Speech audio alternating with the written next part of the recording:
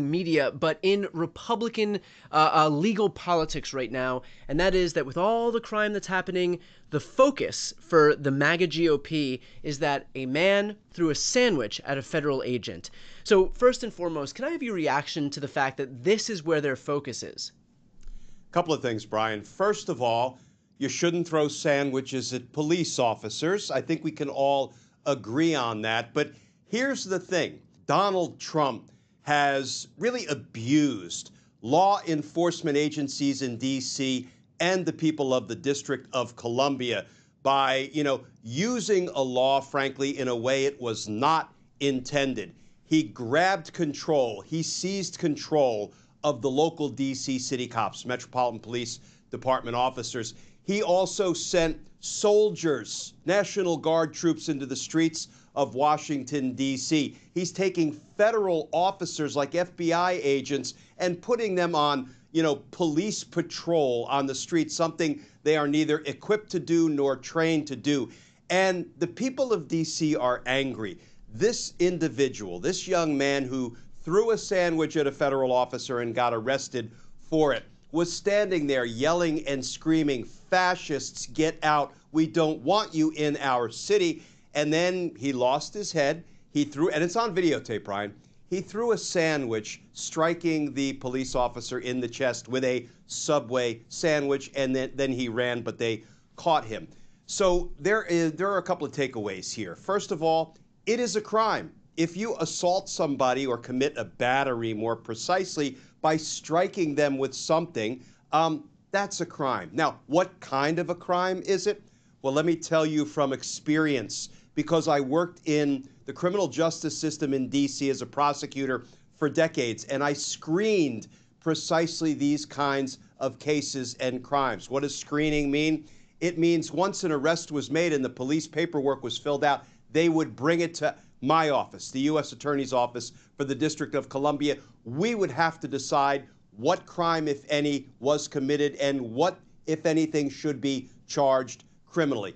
Let me tell you, Brian, just to check myself, I talked with two other retired career prosecutors from my old office, and these are people I worked with for decades, to make sure that I hadn't lost my prosecutorial instincts.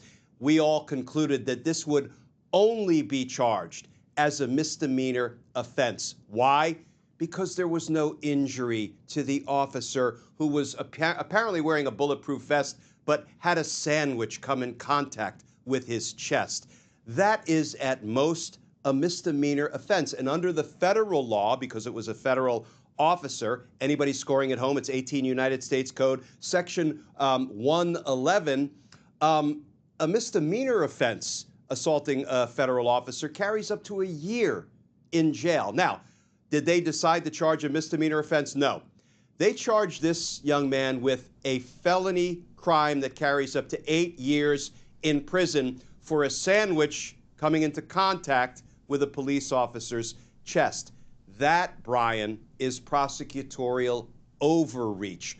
I'm not saying this young man should not be held accountable, but you need to exercise rational prosecutorial discretion, especially when the streets of D.C. are saturated with police officers, both local and federal, and military troops where they really should not be deployed.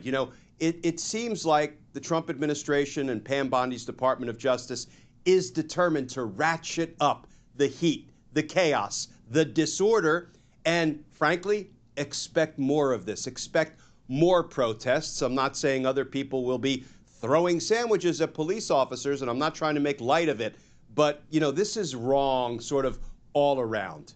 Glenn, can you talk about this idea of inconsistent enforcement? So, like, for example, let's say I'm on a highway and 10 cars in front of me are going 80 miles per hour, and then a cop just decides to pull me over even though I'm going with the flow of traffic, and the entire batch of cars on the highway is all going the same speed.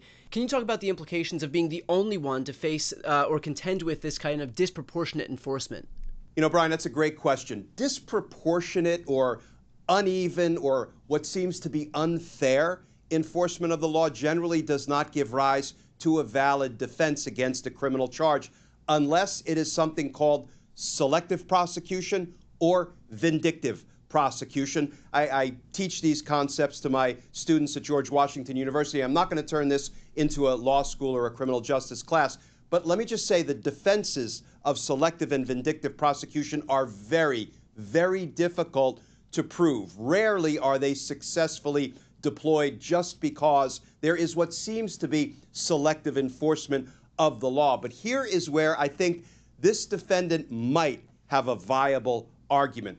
You know, he could say, listen, Judge, or his attorney could say, listen, Judge, I can cite many examples showing that if I were carrying a Trump flag on a metal flagpole, and instead of throwing a sandwich at that police officer, I beat that police officer, injured that police officer, while I was yelling, "Stop the steal, I support Donald Trump," you know, I probably wouldn't have been charged with a crime. And if I was, I would have been pardoned by Donald Trump. There are hundreds and hundreds of examples precisely like that. Therefore, the attorney could say, I am making a claim of vindictive and selective prosecution. You know, that may not be a winning defense, but it certainly does highlight the depraved disparity of what Donald Trump did,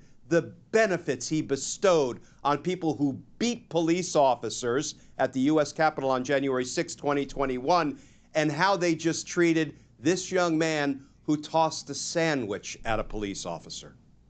Yeah, I mean, you know, I would joke and say that if only this guy had been wielding a flagpole and shoving it in the face of some of these police officers, then he would have not only been let go, but gotten a presidential pardon in the process, maybe even a job in the DOJ itself. And yet, it's ironic that when Trump and his lackeys and his stooges and henchmen see people whose political ideology doesn't comport with theirs, they're perfectly content to lay down the long arm of the law. But when you have people whose political ideologies comport with this administration, then they get a pardon, then they get a pat on the head, and in some instances, even a job in the White House or the DOJ that tried to prosecute them. And so this disparity is so egregious and so shameful, really, that I think it's important to bring it to light, even if by virtue of talking about it, there's nothing that we can do to stop it. At least people will see, you know, the way that this administration engages in favoritism and really, frankly, just makes a mockery of justice itself. So, and Brian, let me just add really briefly that Pam Bondi has already made a public statement about this, and she engaged in unethical conduct. What she said as she was, you know, demeaning this defendant who was arrested for this assault, she said, "You see this? He's a member of the deep state. You see what we have to contend with here? That is unethical. That is impermissible." It happens to be lying about somebody who has just been criminally charged. Prosecutors are not allowed to do that. We're not permitted to speak about and demean somebody who will perhaps be looking to impanel a fair and impartial jury to be tried on him throwing a sandwich and striking a police officer. So, you know, Pam Bondi really, every day, she disqualifies herself from the position that she's holding, Attorney General. Well, look, we will continue to stay on top of this. If there are any updates on either this specific instance or legal news more broadly, highly recommend that if you're not following right now to both of our channels, if you're not subscribed to both of our channels, please make sure to subscribe. The links are both here on the screen. It's the best way to support our work. It is completely free and a great way to support independent media. I'm Brian Tyler Cohen. And I'm Glenn Kirshner. You're watching The Legal Breakdown.